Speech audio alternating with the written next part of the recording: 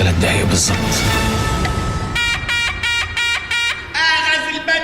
يا اخوانا بقى مش ناقصين لخبطه والله العظيم، يعني احترموا اللحظه. السلام عليكم، اهلا بكم في حلقه جديده وموضوع جديد. اتمنى كلكم تكونوا بخير وباحسن حال.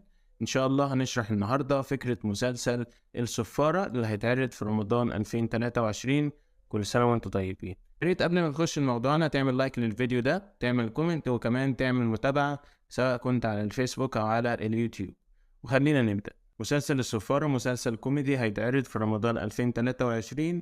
بيحكي عن بطل اسمه شفيق بيشتغل مرشد سياحي، واللي هيقوم بدور البطل ده هو الممثل أحمد أمين. مسلسل متكون من 15 حلقة. الشخص اللي اسمه شفيق ده في شغله هيقابل حد هياخد منه صفارة، ولكن دي مش صفارة عادية. الصفارة دي بيقدر من خلالها انه يرجع بالزمن. سر الصفارة بيتربط بال3 دقايق اللي بتختارهم من عمرك، فكر فيهم زين وتسفر وترجع.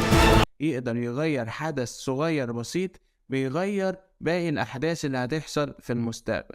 بمجرد ما بيسفر بالصفارة دي بيرجع بالزمن مدة معينة، وفي كل حلقة هيمثل شخصية جديدة بحيث ان هو يخش في أسرة جديدة. بالتالي الشخصيات والوظيفة بتاعته هتتغير في كل حلقة، يعني الحلقات هتبقى مختلفة عن بعضها. فكرة المسلسل ده مأخوذة من رواية اسمها ساوند اوف ساندر، واللي اتذكر فيها لأول مرة حاجة اسمها تأثير الفراشة. وفكرة تأثير الفراشة إن بيبقى فيه حدث بسيط جدا انت ما بتديلوش أي أهمية، بيحصل بشكل تلقائي، ولكن بيحصل من خلاله حاجات كبيرة أو أحداث كبيرة بتحصل عن طريق بس إن هو حصل. الأحداث دي بتبقى كبيرة جدا لدرجة إن انت مش بتبقى متوقعها، وفي أماكن كمان بعيدة انت ما تقدرش إنك انت تتوقع إن الحدث ده هيعمل الحاجة دي. مفسرين النظرية دي بقى ابتدوا إن هم يفسروا الفكرة بتاعتها بشكل تمثيلي.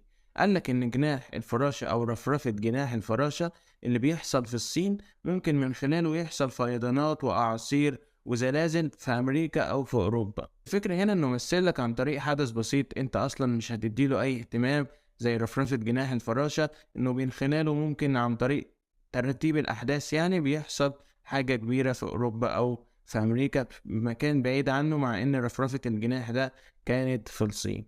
برضه قالك ان احنا لو جبنا كورة عادية جدا وابتدينا ان احنا نحطها فوق جبل، وابتدينا ان احنا نرمي الكورة دي من نقطة معينة، التوقع البسيط والمجرد ان هي هتنزل في نفس النقطة اللي انت رميتها فيها، ولكن عن طريق ان الجبل ده عالي جدا ممكن ان هي تخبط في اي حصى او اي طوبة من الجبل، بالتالي هيتغير الاتجاه بتاعها على الرغم من ان الحاجة اللي اتخبطت فيها هي حصى صغيرة او طوبة صغيرة. قالك كمان ان حدث بسيط في حياة الانسان ممكن انه يغير حياته كلها، ومن فينا ما يحصلش حدث صغير في حياته وبعد كده لقى ان الحدث ده او الحاجة اللي حصلت له دي غيرت حياته بعد كده.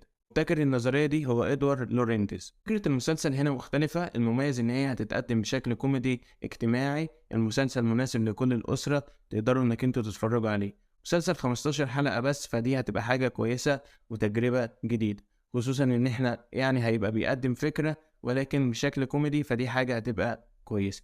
انا عن نفسي هتفرج عليه، فانت برضو اكتب لي في الكومنتات هتتفرج عليه، واكتب لي عاوز تعرف قصة مسلسل ايه او فكرة بتاعت اي مسلسل بحيث انك انت تتفرج عليها.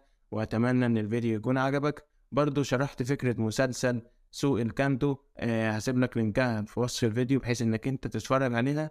متنساش تعمل لي لايك وكومنت على الفيديو ده، ومتنساش بقى تعمل لي متابعة. انا يحيى الشافعي، والسلام عليكم ورحمة الله وبركاته. هتصل بيهم حالا واحجز ترابيزه على البيست. عارف ليه عريس على البيست؟ ليه؟ عشان انت البيست.